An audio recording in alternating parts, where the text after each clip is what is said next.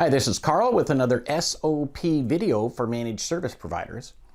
Today I want to talk about building your business with intention. And to be honest, you could also be rebuilding your business with intention. Here's what I mean by that.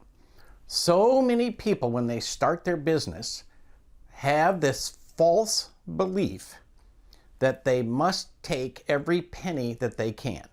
I've seen this in writing on forums for more than 30 years. People literally say the words, when you first start out, you have to take every client, you have to take every job, you have to take every penny. Well, that is literally not true. What that suggests is that you don't know what business you are in. You don't have a vision of where you want to go. You don't have a plan of who your clients are going to be. And the problem is, once you go down this path of taking all the money you can, taking every client, every job, several things happen. First of all, you are literally putting your ship in a certain direction, and it is going to continue in that direction until you choose to change it. Second, you're going to gather about you a lot of clients who are not a good fit. And now the question is, a good fit for what?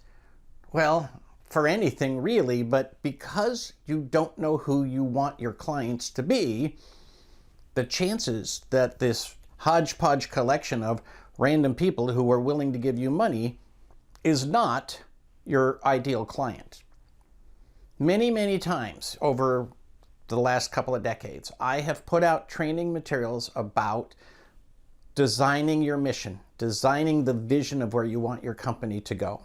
Lots of other people do this too. It's a common thing, and yet so many business owners fail to go through this exercise. They hear about it, they know about it, they see it in trainings, they see it in books, they might go through some, quick 30-second mental exercise, but they don't sit down in a chair and spend a month working through, what do I really, really honestly want to do in my business? What would make me happy? Who do I want my clients to be? And I've mentioned many times about picking your ideal client. I think I have 3 or 4 classes I teach where I have a handout on how to pick your ideal client.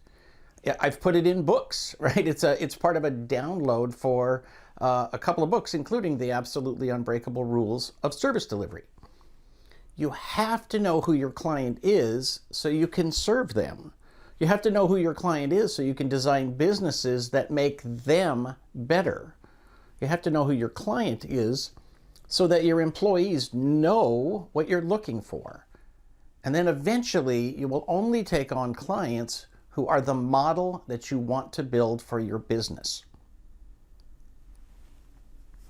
So when I talk about building or rebuilding your business from the get-go, what I really mean is you have to know what you want to do. You have to figure out how your business fits with your life and fulfills your goals. A small business, a business that's owned by 1 or 2 people, or maybe 3 or 4, has a very different purpose in life than a larger business that is owned by a board or funded by outside money. Larger businesses exist to make money for the investors, period. Microsoft, Datto, ConnectWise, whoever. Those businesses exist to make money for the investors, period.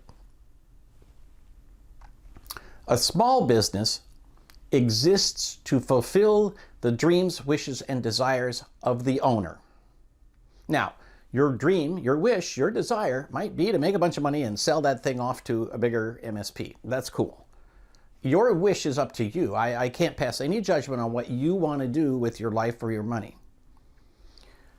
But some people use their business to fund their hobbies, to fund their charities, to fund their vacations, to fund their children's college, or to fund their own retirement.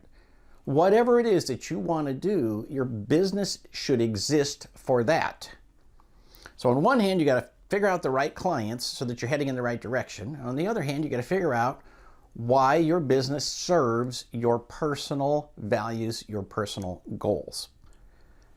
If neither of those things is happening, if you got random clients and you don't really know why your business exists, I literally don't know why you show up for work tomorrow, except that you continue down the road of believing that you have to take every penny.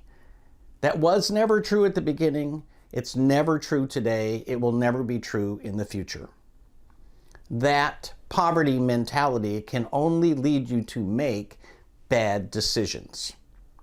I have been poor, trust me on this one. When you are poor, you do whatever it takes to say, okay, I need to get me to the next meal, I need to pay the rent, I need to push my way through, I need to get over the next little bitty hump so I can go one more day, one more week, one more month. But your business should not operate that way.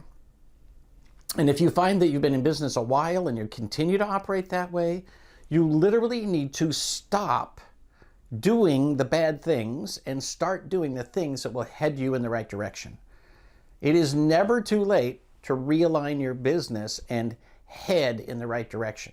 And that's particularly true in technology. Think back 3 years, 5 years. The technology you support is very different than it was. Now think ahead 3 years or 5 years.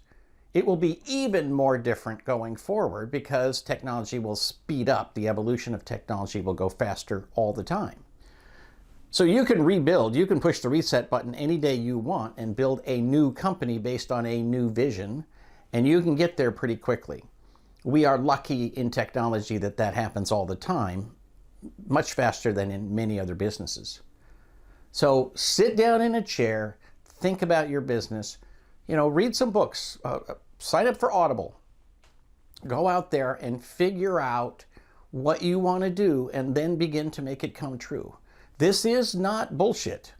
I am telling you the truth. Go find an ideal client and build a business that serves them, and you will have a great business. For Small Biz Thoughts, this is Carl Palachuk, wishing you the best of luck in your managed service business.